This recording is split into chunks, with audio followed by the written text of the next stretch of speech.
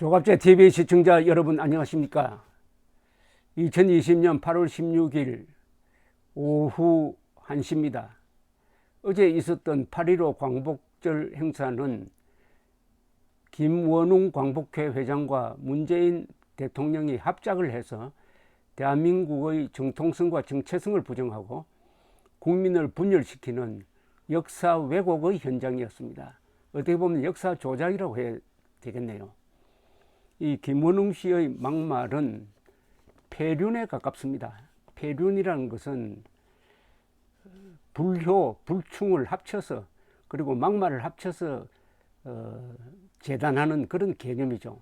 폐륜하다 뭐 이런 적인데, 폐륜이라는 것은 국가와 조상의 침을 뱉는 행위를 보통 폐륜이라고 합니다.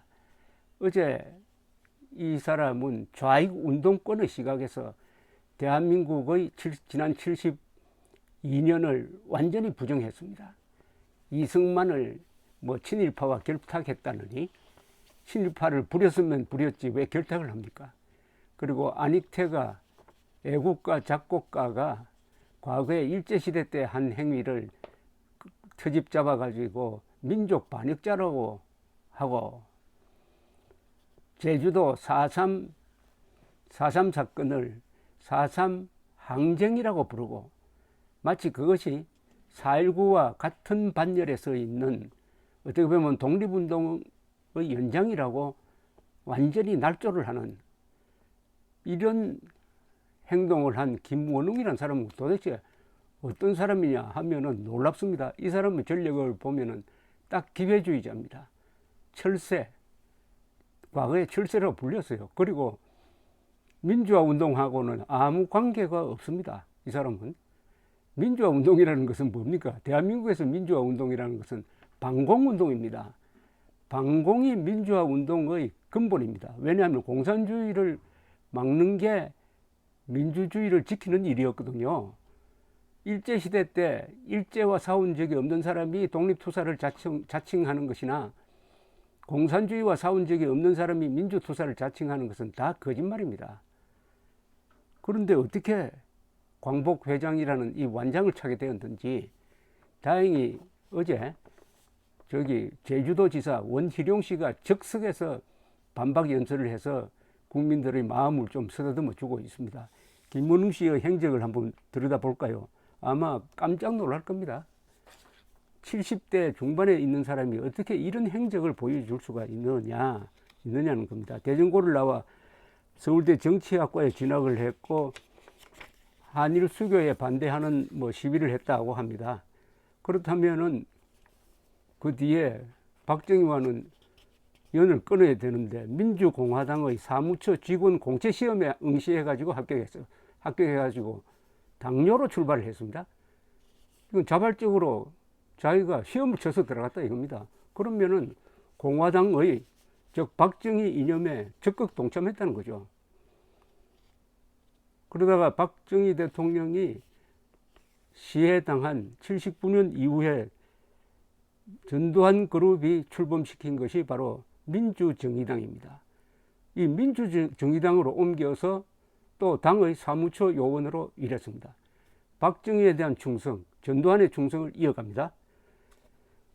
자, 1980년대에 민주화 운동이 이제 소용돌이를 치고 있을 때 이 사람은 그 반대 진영에 있었습니다. 즉 전두환 진영에 있었어요. 전두환 진영에. 그러다가 1990년, 이미 1987년을 계기로 해가지고 민주화가 이제 본격적으로 진행됩니다. 그러니까 김원웅이라는 사람은 민주주의자를 자칭할 근본이 안 돼 있는 사람이라는 이야기인데, 1990년에 노태우 주도의 3당 합당이 이루어집니다. 즉 김종필의 신민주공화당, 김영삼의 통일민주당, 그리고 민정당이 합쳐가지고 민자당으로 이름을 바꿉니다. 민주자유당, 민자당, 이 민자당으로 또 넘어갑니다. 그래서 이번에는 민주자유당 당원이 되었습니다. 드디어 노태우에 충성을 합니다. 박정희, 전두환, 노태우에 충성을 합니다. 그러다가 어떻게 됐냐? 나중에 탈당을 합니다. 3당 합당을 반대한 인사들이 이른바 꼬마 민주당을 만드는데 여기에 들어갑니다. 근데 여기에 들어가서 국회의원 후보로 대전에서 출마해가지고 여당 후보를 꺾고 당선이 되었어요. 당선이 되었습니다. 자, 4년 뒤에는 재선에 도전했지만 실패했습니다. 그런데 1997년에 이 신한국당이 이름을 바꿔가지고 이회창 대통령 후보가 나올 때입니다.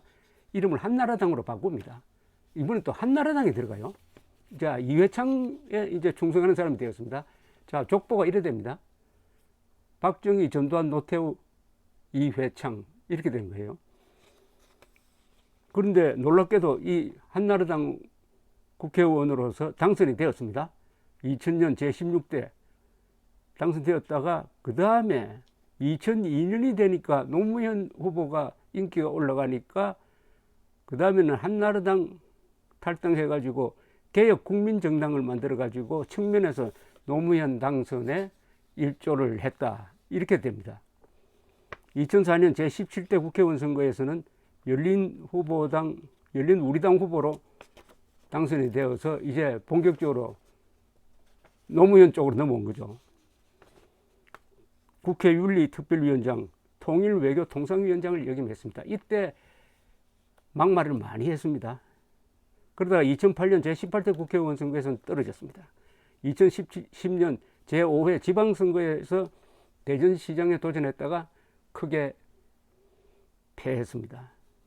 그러다가 돌고 돌아서 이번에는 2015년에 남북민족운동 모임인 민주통일정치포럼을 창립을 했고 전대협 출신 등 이른바 통일운동을 하던 사람들과 이거는 자유통일운동이 아니죠.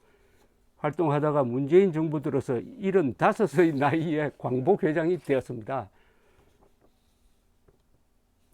이 사람이 그동안에 화제가 되었던 것은 다 대한민국을 만든 사람들을 공격해서 즉 이승만, 박정희, 전두환, 노태우로 이어지는 이런 한국 정통 우파 세력을 공격을 해서 유명해졌는데 본인의 이력을 이렇게 뒤집어 보면은 이승만은 빼고 박정희, 전두환, 노태우 그리고 이회창에 충성한 정치 경력이 압도적으로 길다는 겁니다. 자, 이런 사람이 백선엽 장군을 친일파로 몰고 백선엽 장군을 영웅으로 높게 평가한 에이브럼스 유엔군 사령관에 대해서 내정 간섭이라고 욕을 하는, 그리고 4.3 사건을 독립운동의 연장이라고 이야기하는 이런 행태를 보이고 있습니다. 5.18 광주 민주화운동을 높게 평가하는데 그럼 똑같은 문법으로 그러면은 이른바 광주 학살범도 아니지만은 광주 학살 원흉이라고 그쪽 진영에서 지칭하는 전두환 정권, 즉 민정당 사무처 요원으로 충성을 다한 것은 어떤 설명이 가능하느냐? 그 사람이 어제 광복회 회장으로서 이런 연설을 할 자격이 있었느냐? 광복회가 뭐하는 조직인데 이런 행패를 방치하느냐? 더구나 각 지방에 또 이 원고를 내려보내가지고 광복회 지부에서 이것을 대독하도록 했더라고요. 대독. 아니, 대통령이 국무총리에게 대독하는 것은 내 이야기 들어봤지만은 자기가 쓴 원고를 자기가 직접 읽어야지 부하를 시켜서 대독하도록 했다. 그것을 듣고 있었던 어제 시장 또는 지사들이 어떤 생각을 했는지 모르지만은 그래도 원희룡 제주지사만이 거기에 대해서 공개적으로 문제를 제기를 해서 그나마 대한민국이 아직 살아있구나 하는 정도의 위안을 주었습니다. 김원웅, 철새 정치인, 박정희, 전두환, 노태우에 충성했던 사람, 그 사람으로부터 대한민국이 어제 욕을 많이 먹었습니다. 이제 갚아줘야 합니다. 감사합니다.